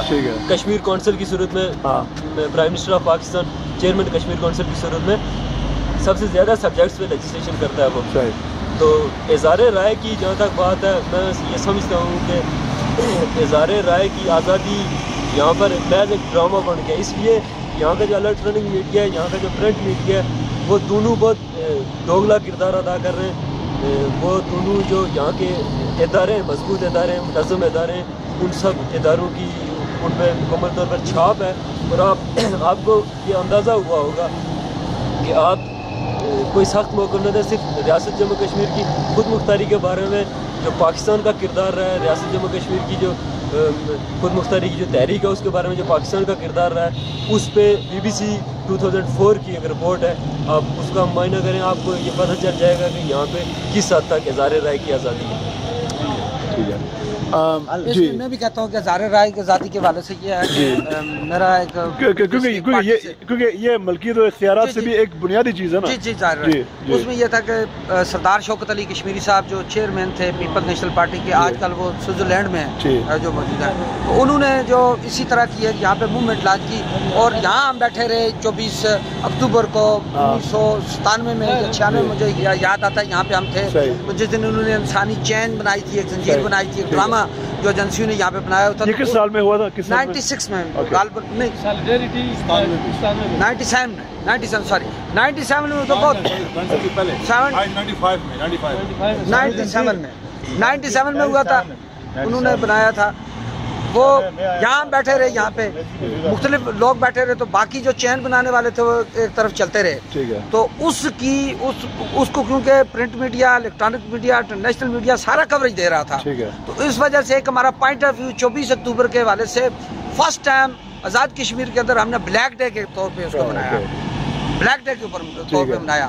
اب یہ تھا کہ اس بلیک ڈے کے بعد یہ ہوا کہ ہمارے ان کی سرویلنس کی گئی، ان کو کڈنیپ کیا گیا، ان کو پاکستان کی ایجنسی ISI نے اپنے انڈر رکھا اور اس کو 9 ماہ کے بعد جو ہے کہ ہم نے وہاں سے نکالا اور اس کو پھر ملک سے اس کو 20-25 میں نکال دیا گیا. تو یہ اظہار رائے کا یہ انجام ہے. میرے پاس ڈاکومنٹ ہے. جی ایک سیکنڈ، یہ کافی دیر سے کے حوالے سے میں آزاد کشمیر کے آئین کے حوالے سے بات کروں گا. آزاد کشمیر کے آئین میں یہ لکھا ہوا ہے کہ عبوری آئین میں یہ بات لکھی ہوئی ہے کہ علاقے پاکستان کے خلاف کسی قسم کی سرگرمی کی اجازت نہیں ہوگی. ٹھیک ہے جی.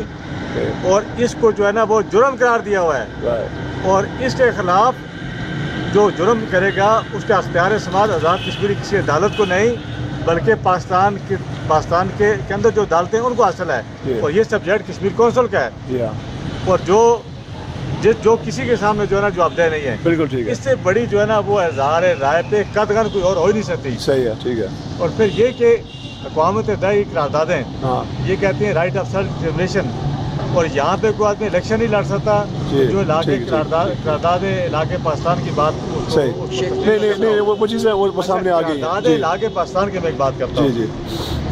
اگر قرارداد علاقے پاکستان تھی بالفرض، پہلی وہ تھی نہیں، اس لیے کہ اس کے اندر جو نام لکھے ہوئے ہیں اس میں گلگت بلتستان سے، لداخ سے، لیا سے، کرگل سے کوئی آدمی اس میٹنگ میں شامل نہیں ہے. جو نام آئے یعنی کہ وہ ریپرزینٹیٹیو نہیں تھے. اس میں 2 آدمی مظفر آباد کے ہیں، باقی میرپور پونچھ کے اور باقی ویلی کے لوگ ہیں. آپ یہ اندازہ کریں.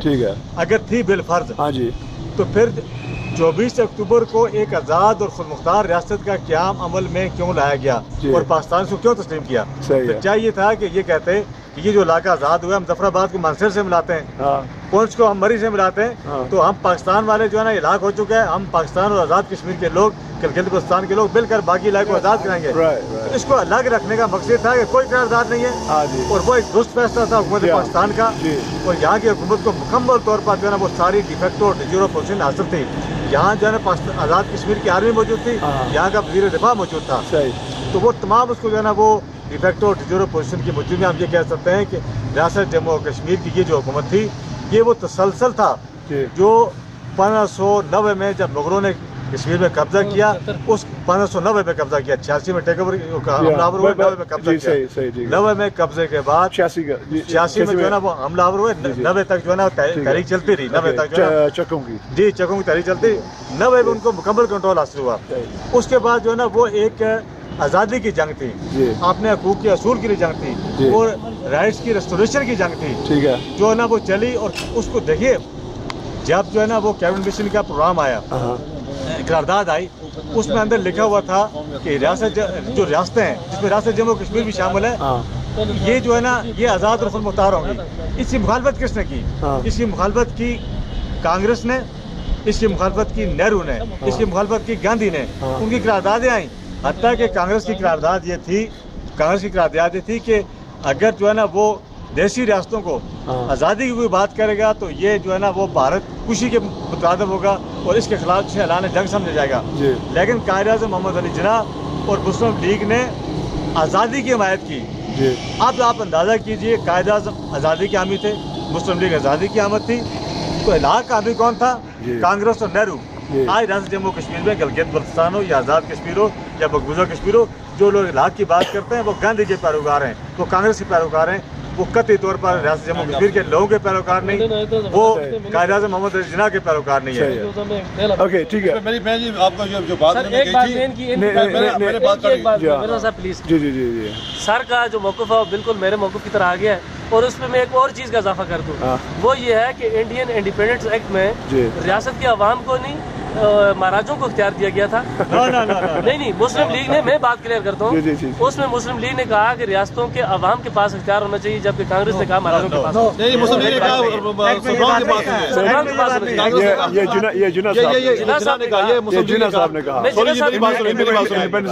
मेरी बात सुनिए, ये बहुत जो है वो लोअर लेवल की जो हिस्ट्री है ना, मैट्रिक लेवल की, उसमें ये लिखा हुआ है कि मुस्लिम लीग ने कहा कि जो रियासतों के जो सरबराह हैं, जो महाराजे, ये बादशाह हैं, उनके पास और उनको मैं जो बात कहना चाहता थी, ये कामी साहब ने ज़ाहिर राय की जो बात की है, उन्होंने जिक्र किया एक पर्सनालिटी का। यहाँ पे इस चौक के अंदर 24 अक्टूबर 95 या 96 को, आई थिंक 95 था, हमने यहाँ पे इंसानी जंजीर के खिलाफ, ये 95 की बात है कि हमने यहाँ पर एक इसी चौक में प्रोग्राम किया जिसमें आज़ाद कश्मीर की तमाम कॉम्प्रेस जो जमातें थी वो शामिल थी, और उसमें हमने पुरअमन तरीके से एक जो है वो जलसा किया जिसमें हमने कहा कि ये जो बना रहे हैं ये गलत है और रियासत की अवाम को उनके बुनियादी हकूक़ के साथ साथ खुदमुख्तारी का हक़ भी दिया जाना चाहिए।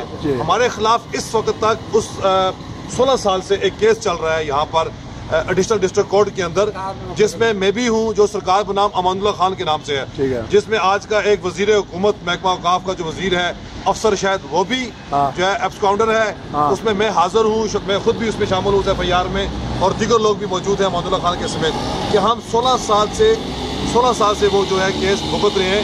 ज़ाहिर राय की जो उसमें हमारे ऊपर जो चार्जेस हैं वो ये है कि हमने यहाँ पर लोगों को इकट्ठा किया, बगावत अंगेज़ तकरीरें की, हुकूमत पाकिस्तान के खिलाफ बातचीत की और तकरीरें की और नारे लगाए, ये हमारे ऊपर है। और जहाँ तक इन्होंने बात की कि जो था रियासत की जो उस वक्त 47 में जो था रियासतों का, उस वक्त स्टैंड एंड स्टिल एग्रीमेंट तो हुकूमत पाकिस्तान ने फ़ौरन कर दिया था, लेकिन हिंदुस्तान ने जो है उसको इल्तवा में रखा था उस वक्त तक कि जब तक ये बगावत हुई नहीं, एक मिनट, उसमें इंडिया ने डंडी मारी थी, नहीं स्टैंड स्टिल एग्रीमेंट के मुताबिक इंडिया ने डंडी मारी थी। उन्होंने कहा कि आप कोई बंदा भेजें, वो तो सिर्फ एक बहाना है। नहीं, उन्होंने इल्तवा में रखा, और ये इल्तवा मैं आपसे अर्ज कर रहा हूँ ना कि दोनों डंडियां मारी हैं। मेरी बात सुनिए, ये जो है ये ना तो पाकिस्तान की सरकारी हिस्ट्री है और ना ये जो है हिंदुस्तान की सरकारी हिस्ट्री की बात है। ये गैर जानबदार जो तारीख लिखी गई है, मैं उसकी बात कर रहा हूँ कि हिंदुस्तान ने उस वक्त तक उसको जो है इल्तवा में रखा था, और इल्तवा में जो रखना उसमें किसी क्या साजिश कार फरमाती, ये आने वाले वक्त में बात हो जाएगी। एक बात मैं जरा थोड़ी सी बेसिकली बात है ना, बात से बात निकलती है। ہم یہ کلوز کرتے ہیں ابھی. جی کلوز ہی کرتے ہیں. میں ایک آخری سوال پر میں کلوز کروں گا. ایک بات جو اس کے میں ہم نے جو 1947 کی جو جس کو ہم نے یہ کہا کہ یہ تحریک آزادی کی جنگ تھی 1947 کو, اور ہم نے آزاد کشمیر جو ہے وہ جہاد سے آزاد کرایا. بیسیکلی آج کا اسٹوڈنٹ, آج کا طالب علم, تاریخ کا طالب علم, وہ یہ بات تسلیم کرتا ہے کہ 47 میں کوئی تحریک آزادی کشمیر کی جنگ نہیں تھی, بلکہ یہ کمیونل وائلنس تھا. یہاں سے مناٹی کو بگایا گیا, ایک سازش کے تحت ان کی عصمت دریاں کی گئی, ان کی پراپرٹی کے اوپر قبضہ کیا گیا. اور یہ مسلمان آج بھی بڑے شوق سے کہتے ہیں کہ ہم نے جہاد کیا. میں آپ کو ایک بات بتاتا ہوں کہ میں ایک مرتبہ باغ میں گیا, باغ میں بزرگ کو کسی کو پتہ چلا کہ کوئی سید صاحب آئے ہوئے ہیں, وہ میرے پاس آئے, انہوں نے آ کے وہاں پہ مجھے بتایا کہ جی بنیادی بات یہ ہے جی کہ 47 میں ہم نے جہاد کیا. میں نے کہا جی بابا آپ نے کیا جہاد کیا؟ میں کھانا کھا رہا تھا. انہوں نے کہا جی کہ میں نے یہاں پہ ایک سکھ قبیلہ تھا, ان کی عورتوں کو میں نے دروازہ بند کر کے آگ لگائی, اور یقین جانیں جی کہ میں نے بابے کو کہا کہ آپ 1 منٹ کے اندر میرے آنکھوں سے دور ہو جائیں. یہ آپ نے جہاد کیا, آپ اس کو جہاد کہتے ہیں. یہ بنیادی طور پہ کنفیوژن ہے, سارے کا سارا کنفیوژن کیا گیا. 47 میں کشمیریوں کو تقسیم کیا گیا, ایک سازش کے تحت تقسیم کیا گیا, اور اس کے پیچھے یہ سازش جو ہے یہ نہ صرف پاکستان کے اعلیٰ اداروں کی تھی, یہ امریکہ کی تھی, اس کی بیوروکریسی کی تھی, برطانیہ کی بیوروکریسی کی تھی. پاکستان اور ہندوستان کے درمیان ایک مستقل ٹینشن کریٹ کرنے کے لیے, پاکستان کو انڈر پریشر رکھنے کے لیے, اور یہاں پہ اپنے پنجہ جمانے کے لیے سامراج نے ایک چال چلی. اس کے اعلی کار بنے. اس کے اعلی کار کون کون ہیں؟ مستقبل میں وہ سارے کے سارے بے نقاب ہوں گے. آج جو کہتا ہے کہ میں مجاہد اول ہوں, مستقبل میں اس کی اولاد شرمندہ ہوگی کہ بولے کہ بابا ہمارا دادا جو ہے وہ پردادا جو ہے وہ مجاہد اول نہیں تھا, کیونکہ مجاہد اول جہاد تھا ہی نہیں, وہ فرقہ وارانہ فسادات تھے. فرقہ واریت کا وہ مجاہد اول ہو سکتا ہے جس کو فرقہ وارانہ فسادات کہا جاتا ہے. باقی ہم یہ کہتے ہیں بینگ کشمیری, میں یہ کہتا ہوں یا پاکستان ہمارے کو ماما چاچا نہیں لگا ہوا, اس کو بڑی تکلیف ہے, وہ جو ہے وہ ہماری قسمت کا فیصلہ کرے, ہم خود فیصلہ کر سکتے ہیں. اور دوسرا یہ سمجھتے ہیں کہ Pakistan is not fair. Pakistan اس لیے فیئر نہیں ہے کہ بنگلہ دیش کے اندر اس وقت جو وہاں پہ بیاری 10 لاکھ کے قریب بیاری بیٹھے ہوئے ہیں, اپنے ملک میں بے وطن ہو کے بیٹھے ہوئے ہیں, اپنے ملک میں ٹینٹ لگا کے بیٹھے ہوئے ہیں, کہتے ہیں کہ وی آر پاکستانی, ہم پاکستان جانا چاہتے ہیں. وہ نہیں, ان کو نہیں لا رہا پاکستان, اس لیے نہیں لا رہا. ہم یہ بات سمجھتے ہیں کہ ان کو یہاں پہ آباد کیا جائے گا, ان کے اوپر انویسٹمنٹ ہوگی.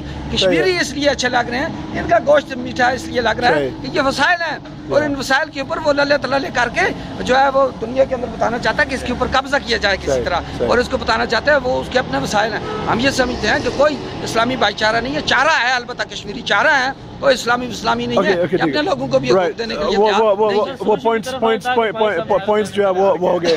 سنیں, میں خلاصے میں 1-2 باتیں کہوں گا, لیکن اس سے پہلے میں جو SMS پولز کر رہا ہوں کوئی تقریباً 1 مہینے سے, تو اس میں آپ لوگوں کو بھی انشاءاللہ انکلوڈ کروں گا جو آلریڈی انکلوڈڈ نہیں ہے.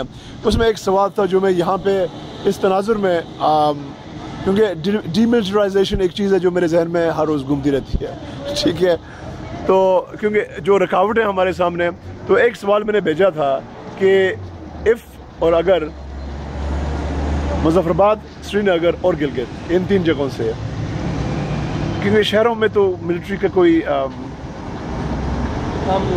کام نہیں ہے نا, ٹھیک ہے, اور ملٹری کا مطلب یہ ہے کہ اس کی جو ایجنسیز بھی جو بھی اس کی شاخیں ہیں, ٹھیک ہے, مظفر آباد, سری نگر اور گلگت سے withdraw ہو جائیں. اس پہ آپ متفق ہیں؟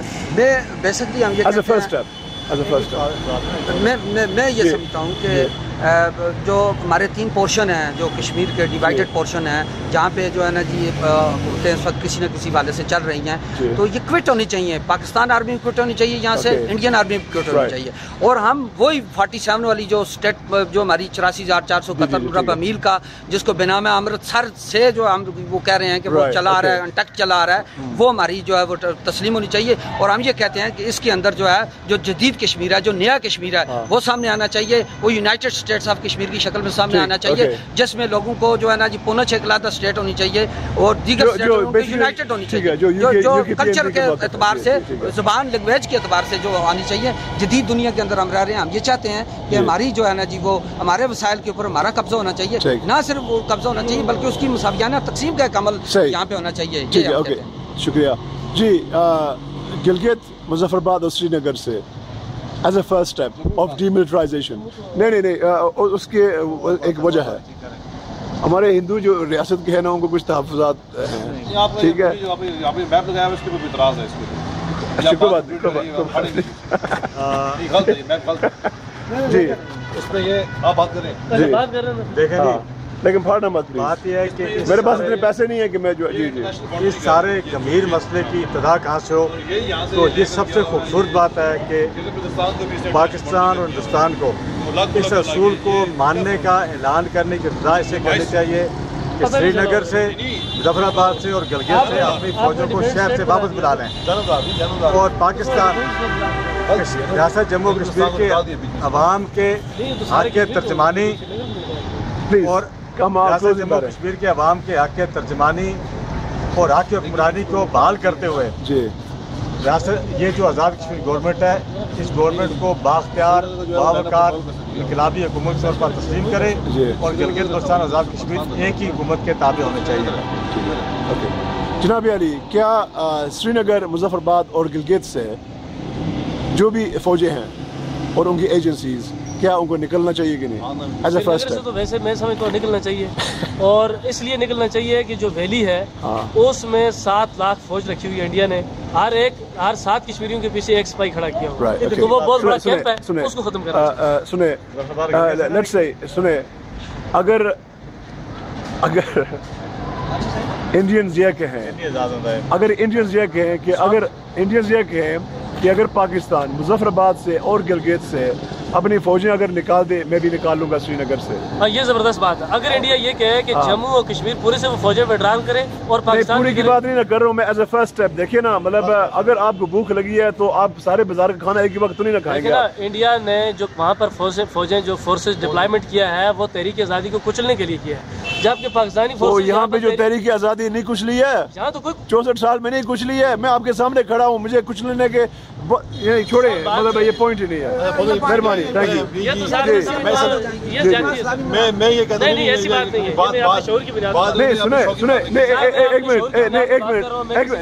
सुने, आप नीलम के हैं ना, आप नीलम के? मैं नीलम को, मेरा बाप मुस्लिम कॉन्फ्रेंस में है, वहाँ को जिम्मेदार है, मैं जमात इस्लामी में हूँ, शऊर की आपका अपना दिमाग है, ठीक है। सुने मेरी बात, मैं आज़ाद कश्मीर के हर जिले में पैदल फिरा हूँ, ठीक है, और मेरा ये अपनी राय है मेरी कि जो नीलम के लोग हैं, एक तो ये कि सबसे ज्यादा वो डिप्रेस्ड है, खस्ताहाल है, लेकिन सबसे ज्यादा IQ भी है। IQ से मतलब इंटेलिजेंस, ठीक है। अगर वो किसी काम पे लग जाए तो आप उसकी इलाज रखें प्लीज, थोड़े आप उसकी इलाज रखें। तो मैंने जो बात कही है वो ये कही है कि पाकिस्तान ने कभी ये नहीं कहा कि कश्मीर मेरा ऐसा है, इस पे मैं कब्जा करूंगा या तहरीक आज़ादी को खत्म करूंगा। ये बात हो जी।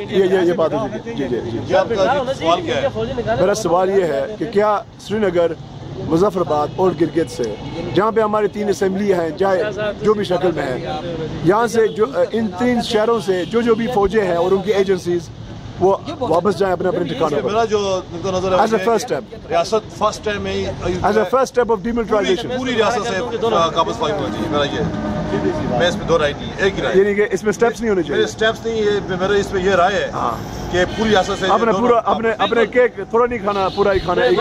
लोगों मेरी ख्वाहिश है सर, मेरा भी यही है। मैंने मिर्जा साहब की, बेग साहब की बात से तायद की है कि इंडिया और पाकिस्तान एक वक्त दोनों यहाँ से विड्रॉल करें।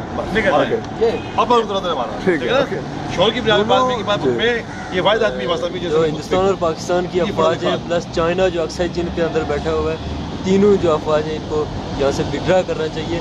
और इसके लिए अगर कोई स्ट्रेटजी बनाते हैं कि विड्रॉल कैसे होगा, यकदम से एक ही दफ़ा ट्रकों में बैग रख के तो नहीं जाएंगे ना, कुछ उसका प्रोसीजर तय होगा। तो प्रोसीजर ये होना चाहिए कि उस प्रोसीजर में एक टाइम फ्रेम होना चाहिए, मतलब 6 माह होने चाहिए, 3 होने चाहिए, 1 साल होना चाहिए।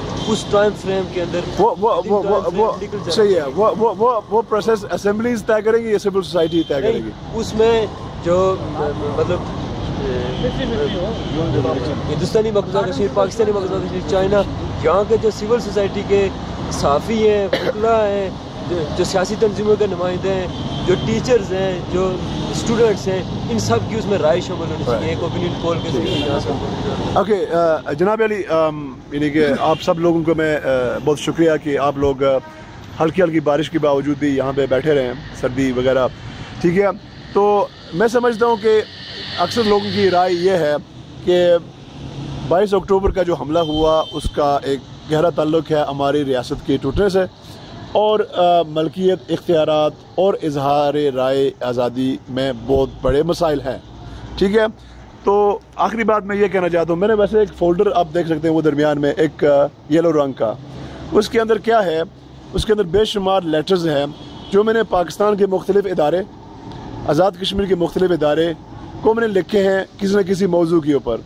आप हैरान नहीं होंगे कि किसी एक का भी जवाब नहीं आया। ठीक है, मैं सुने नहीं मैं कर रहा हूँ, मैं ख़त्म कर रहा हूँ इसी तनाज़ुर में।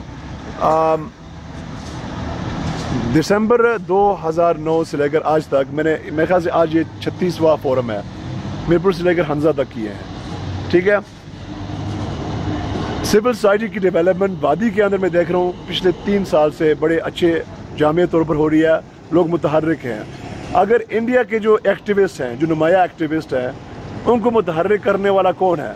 वो वादी कश्मीर के सिविल सोसाइटी के एक्टिविस्ट। ठीक है, यहाँ पे जो सिविल सोसाइटी का जो कॉन्सेप्ट है, मैं समझता हूँ कि अक्सर लोग अभी तक उसको समझते भी नहीं है। फंडिंग उसकी करना तो दूर की बात है। श्रीनगर के लोग, जो आवाम है, वो फंडिंग करती है, वहाँ की सिविल सोसाइटी डेवलपमेंट के लिए फंडिंग करती है, हमारे लोग नहीं करते। ठीक है, तो क्योंकि हर चीज़ में एक मैथमेटिकल इक्वेशन होता है, अगर एक चीज़ का खला है उसको पूरा करने के लिए कुछ लॉजिक पीछे होना चाहिए। ठीक है, कोई जवाज़ होना चाहिए। अगर जो पब्लिक ख़जाने हैं हमारे, एक तो ज़ाहिर हमारे हाथ में नहीं है, वो तो हमने ऑलरेडी डिस्कस किया है। पब्लिक ख़जाने का अगर मकसद ये है कि पब्लिक गुड के लिए वो खर्च हो, ठीक है, तो क्या सिविल सोसाइटी डेवलपमेंट, जिसका मैं समझता हूँ कि सबसे ज़्यादा ज़रूरत है। बाकी जो नेशनल क्वेश्चन और गुड गवर्नेंस के हवाले से जो बातें हैं, जो सर्वे में भी है, मैं समझता हूँ कि सिर्फ वाहिद एक केज खुर्शीद साहब थे जिन्होंने इन दो चीज़ों को इंटीग्रेट किया। बाकी जहाँ तक मेरा अंदाजा किसी और सियासतदान ने इन दो चीज़ों को आ चुकी है, इसमें की रिपोर्ट आई है। दूसरा हम ये समझते हैं कि आज़ाद कश्मीर जो है इस वक्त पूरी दुनिया के अंदर देखें कि सबसे ज़्यादा आराम खोरों की जन्नत अगर कोई है ना जी, वो आज़ाद कश्मीर है। यहाँ पर उन्होंने अपने आराम खोर वाले। सही। ठीक है, तो गुड गवर्नेंस और नेशनल क्वेश्चन को इंटीग्रेट करना बड़ा ज़रूरी है, क्योंकि अगर नेशनल क्वेश्चन हमारी मंजिल है तो उस तक पहुँचने के लिए जो मशीनरी है वो गवर्नेंस ही है। अगर हम ये कहें कि जैसे कि कुछ नेशनलिस्ट जमातें मुझे बार बार कहती है कि भाई ये चीज़ें हम आज़ादी के बाद तय करेंगे, तो क्या आप जब गाड़ी के शोरूम में जाते हैं तो आपको सिर्फ होंडा या मर्सिडीज गाड़ी का नाम पे ही मुतमईन होते हैं या गाड़ी को चेक भी करते हैं आप? बाकी दुनिया को भी पता होना चाहिए ना कि आप किस किस्म की आज़ादी आपको चाहिए, कि किस किस्म की रियासत बनाएंगे। उन्होंने भी आगे एडजस्ट करना होता है। हम एक सेकुलर स्टेट बनाएंगे अपनी रियासत। ठीक है, ओके पूछा जाए जी, ज़रूर जी। रियासत यानी उसका मजहबी स्टेटस क्या होना चाहिए? तो मैं ये कहता हूँ कि अगर इस्लामिक गवर्नमेंट भी होती है तो वो सेकुलर स्टेट होती है, इसलिए कि सिर्फ 95% मामलात में यहूदी, ईसाई, मुस्लिम, गैर मुस्लिम का कोई तस्वर नहीं होता। अगर कहीं है तो थोड़ा सा लेजिस्लेशन में कुछ फर्क पड़ता है, वो बहुत माइन्यूट सा बगाया है कि इस्लामिक नहीं, एक सेकंड, माइन्यूट आपकी राय से ना, मेरी राय से नहीं। अल-मवर्दी जो इस्लामिक स्कॉलर है जिसने रियासत का तस्वर सबसे पहले पेश किया, अल-मवर्दी और मौलाना मौदूदी और अल्लामा इकबाल, इन तीनों के नज़दीक जो रियासत का तस्वर है, रियासत में यहूदी, ईसाई किसी की कोई नहीं है, बिल्कुल जो है ना ये तरह से बंद करना है। बिल्कुल ठीक है, सोशलिस्ट स्टेट बनाएंगे और मजहब को रियासत से दूर रखेंगे और किसी भी तरह की फिरका वाराना और मजहबी जो तंजीम है या ग्रोह बंदी है या है उनको उन पर सख्त पाबंदी होगी। और अल्लाह की मखलूक, रियासत जो है ना अल्लाह की मखलूक के लिए खैरुन्नास से मन यनफउन्नास, मुस्लिमीन नहीं, खैरुन्नास से मन यनफउन्नास, बेहतरीन इंसान व दूसरे इंसानों को नफा पहुँचाए। रियासत जम्मू कश्मीर के अंदर रहने वाला बहुत सिख, हिंदू, मुस्लिम सब बराबर है खैरात के लिहाज से, सबकी वेलफेयर होनी चाहिए। बिल्कुल ठीक है, बहुत शुक्रिया, थैंक यू, बहुत शुक्रिया जी आपका। आपको हम सलाम पेश करते हैं कि